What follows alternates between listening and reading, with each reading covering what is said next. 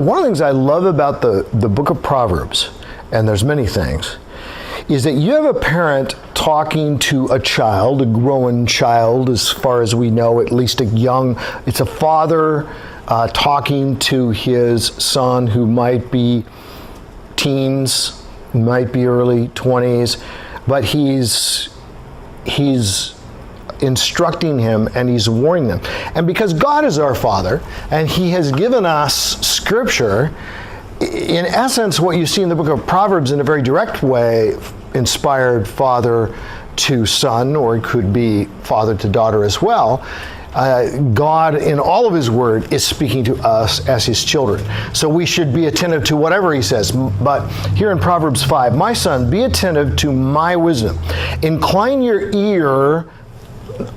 Now that's a body part that involves senses, and you're going to see a couple of others that are going to come out. Incline your ear to my understanding, that you may maintain discretion, and your lips may preserve knowledge. For the lips of an adulteress, it's like he's jumping to his subject now. For the lips of an adulteress drip honey, and her speech is smoother than oil. But in the end, she is bitter as gall, sharp as a double-edged sword.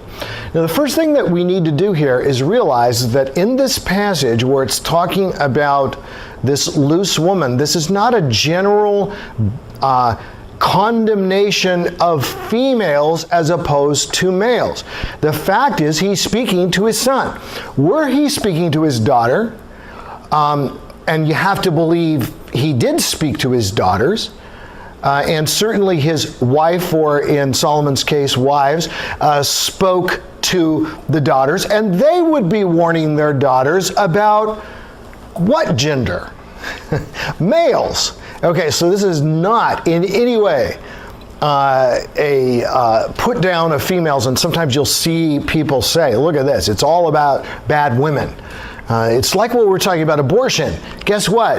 That's men and women. Sex, same thing. Men and women. So it's universal in its application. So just go, realize that it applies across the board gender-wise.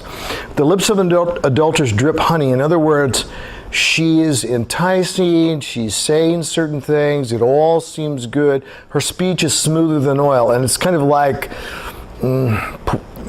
a salesperson who could sell you anything, even if it's really not good for you, but they'll make it seem good. And remember, John 8, Satan, who is the liar. I like the way the NIV translated in John 8, where it says, when he lies, he speaks his native language. You think about that. Your native language, that's what you just naturally speak. And how many of you have learned at least one other language? Okay, so what number you have, you know how you don't have to think about your native language, but when you're speaking your second language, or certainly a third language, you get really, unless you're really fluent, you're not thinking in that language, and you have to be kind of careful and evaluate. Satan, he's just a liar, and he's the best at it that there is. And so when he works through human beings to tempt us, which is normally what he does, right? I mean, how often does Satan or a demon appear to you and say a thing? Now, certainly they can whisper in our ears, so to speak, but often the temptation comes through people. But in the end, and this is a key phrase, in the end, she is bitter as gall, sharp as a double-edged sword. So all seems good, but it's not going to be good, because in the end, it's going to prove to be destructive. So the father is saying to the son, her feet go down to death. Her steps lead straight to the grave. She gives no thought to the way of life. In Proverbs, you see a contrast, as you do in Deuteronomy and other books. Life and death, life and death, life and death. God is about life. The devil is about death. And that's the interesting thing, because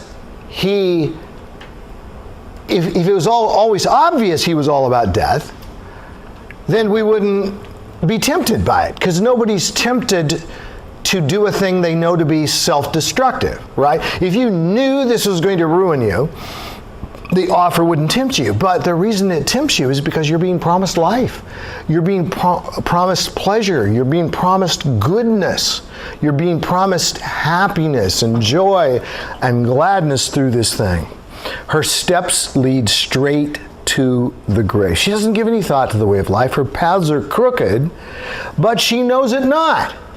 Now, Satan knows it, but she doesn't even know it. To her, this is just her way of life. And we're surrounded by people today who are not always plotting and scheming, and their goal in life is to get us to abandon our values. Sometimes it's just sincerely the way they think, but unfortunately, you can sincerely sin. And you can sincerely tempt other people, really believing this. It's an important clarification with Planned Parenthood, which we talked about last night. Am I suggesting that everybody involved in Planned Parenthood is a wicked person whose goal is to deceive women? No, their goal is to help women. They sincerely believe that they are helping women. They're not, ultimately, but they believe they are. And now, O sons, listen to me, and do not depart from the words of my mouth.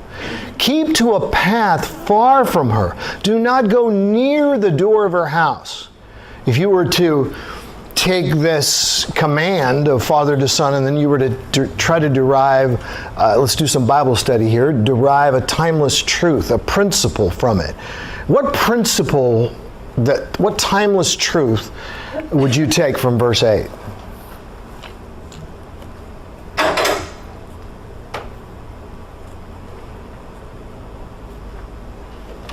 As it applies to sexual purity.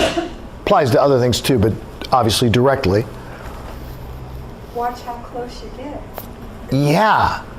Pay attention to where you are and stay away from the source of temptation.